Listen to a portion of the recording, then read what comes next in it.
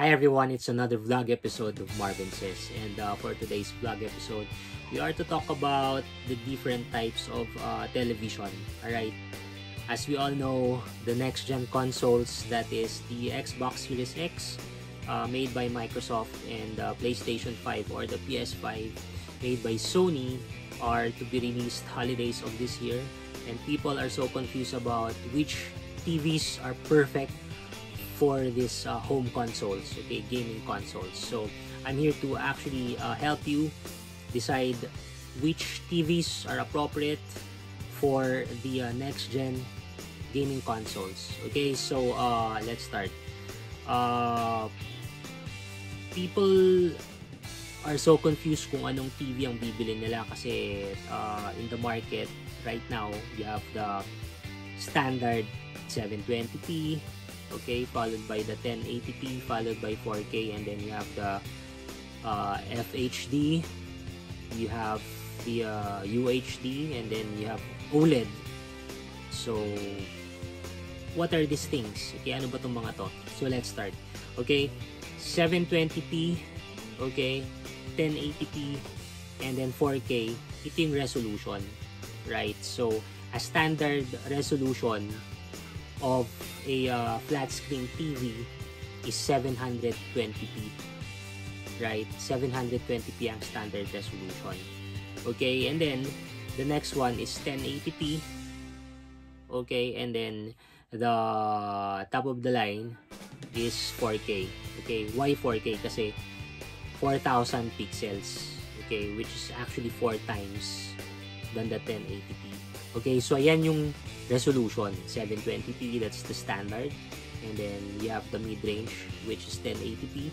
And then you have the top end, which is 4K resolution. Okay, so ano naman yung mga FHD, UHD? FHD, which means full high definition, and UHD, which means ultra high definition, is the image quality. Okay, so for a 720p TV, you only have HD, high definition.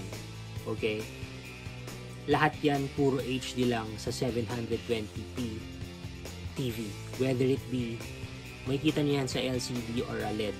Yun na yung mga budget TVs nowadays. Okay, so you have the 720p, and then you have the HD. So makikita na sa label 720 or 24-inch HD TV.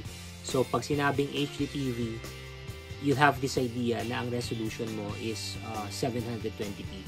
Okay, now the next one is 1080p, at makikita mo yan FHD, full HD, full high definition. Usually yung image quality correlated yan sa resolution. So next TV after the 720p resolution is the 1080p resolution, okay, which has an image quality of FHD or full high definition. Okay, so makikita mo yan sa 1080p. Usually ang 1080p TVs nasa 50 inches pataas, right? And then the 720p TVs usually nasa mababang, you know, sizes like 18 inch, 21, 24, okay, or the 32 inch. So pag 32 inch below, usually 720p resolution yan, and with a HD, okay, image quality. Right, now we go to the 4K. Okay, that's the top of the line resolution nowadays. Meron pa which is 8K, but the thing is 8K is so expensive, so hindi na natin isasali yung 8K sa usapan dito. So we're just actually comparing the three resolution of TVs, including the image quality. Okay, so going to the 4K, right, 4,000. Okay, 4K means 4,000 pixels. That's 4 times more pixels than the 1080p, and it's usually ultra high definition, UHD. Okay, so pag bibili ka na around, ang TV mo is usually nasa 50 inches pataas na rin. Okay, 4K UHD. Okay, so ano naman yung HDR, right? HDR means high dynamic range. Okay, pwede magkaroon ng HDR sa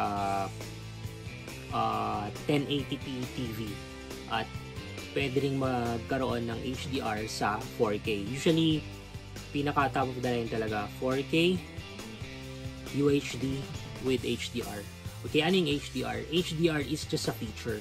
Okay, ang ginagawa ng HDR, it gives you luminosity. Ibig sabihin, mas maliwanag siya, and then you have a wider color palettes. So, mas maliwanag, yung brightness na maliwanag, and then magpa-pop out yung colors sa TV. So, yan yung mga yon. Ano naman yung mga OLED, QLED? Well, basically, OLED, it's the display ng TV mo. Okay, so nagsimula yan sa LCD, which is the budget, and then sumunod yung LED, yun yung uso before, and then next is the OLED. Pag sinabing OLED, yun yung top of the line. Okay, bakit maganda ang OLED sa lahat? Kasi pag black yung kulay na nasa screen ng TV mo, talagang black talaga siya, as in sobrang smooth na black yun. So that is what, you know, that what makes OLED better in terms of the two. Okay, LCD and then LED. Okay, so as I've mentioned, LCD, LED, and OLED are just the display. Okay, so OLED being the best, and then LED is the, you know, mid-range, and then the bottom one is the LCD. Yun na yung mga parang pini-face out mo. Wala na actually LCD display, usually nasa LED na or OLED. Merong variation ng OLED merong QLED. Okay, so mas mataas pa rin ang OLED. QLED nasa gitna yan. So LED and then QLED and then OLED. Alright, so yun. So anong mas maganda sa Xbox Series X or PS5, right? Mas maganda actually ang 4K.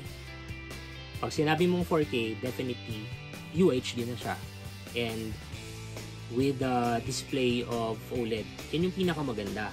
Okay, but nowadays kung gusto mo ng budget lang 4K and then UHD, pag sinabi mo kasing UHD, naka-equate na yan sa 4K. So 4K and then LED. Okay, some of the TVs may feature siya na HDR. Okay, ilalagay nila sa box nila HDR 4K, right? So feature yon. Okay, mas improve ang image quality, right? So yun yung pinakamaganda for the next gen consoles. Again, 4K UHD OLED. Okay, if you are into the parang gitna lang, 4K UHD and then you have LED, right? Also look again for the HDR. So ma-appreciate mo yung next gen consoles kasi yan yung ginawa right now with the current consoles, no, like the PS4 Pro and then the Xbox One X. Ginawa yan kasi sa mga bagong TVs na 4K. Okay, before kasi yung OG na PS4 or the PS4 Fat, right, ang resolution lang yan is 1080p. Okay, and then the PS4 Slim, 1080p lang yan. But with the Slim, no, PS4 Slim, nilagyan nila ng HDR. Okay, so if you're on a 1080p TV and then you have an HDR feature sa TV mo, mas maganda ang kakalabasan ng mukha ng game. So kunyari, you're using a PS4 Slim, mas maganda ang kalalabasan ng mga games if your TV is at 1080p with an HDR. Okay, but if you're on a Pro, PS4 Pro or Xbox One X, pinakamaganda ma-appreciate mo is a 4K UHD OLED. Same goes with the next gen consoles, 4K UHD OLED. Panalo yan sa Xbox Series X at PS5, right? So dun sa mga mid-range, no, pwede na yung 4K UHD LED display. Okay, mahal kasi ang OLED. And then wala na ngayong mga LCD. So ayun lang. Right now I'm currently on next gen.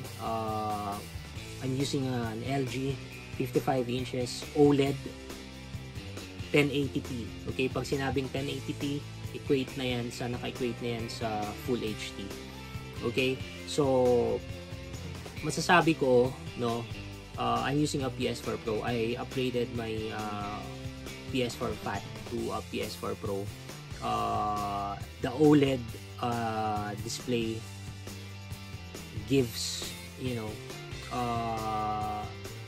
binibigyan niya ng hustisya yung 1080p resolution ng TV ko. Mas maganda siguro kapag I have a 4K, but the thing is, hindi ko nabili yung 4K before. Bago lang yung TV. I bought it 2 years ago.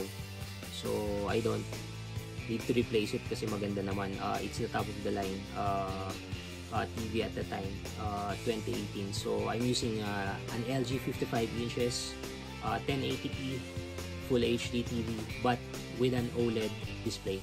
Alright, so to summarize, okay, what's best for the next gen consoles? It's 4K UHD OLED display. Pag walang masyadong budget, okay na ang 4K UHD LED display. Okay, with of course an HDR feature. So yun yung hanapin nyo pag bibili kayo ng TV. Okay, look for 4K UHD HDR. Bahala na kayo kung anong display. Okay, LED, and then kung may sobrang budget, go for OLED 4K UHD with HDR, and then the display is OLED. But kung wala masyadong budget, okay na kayo sa LED. Okay, so I hope naliwanagan kayo kung ano yung ibig sabihin ng mga yon. This ends the vlog episode. Comment down below kung may mali sa mga nasabi ko, but this according to my research. Alright, so if you're new and if you like this video, please share and subscribe to Marvin Says. To my current subscribers, maraming salamat po, and may God bless us all. Keep safe, everyone.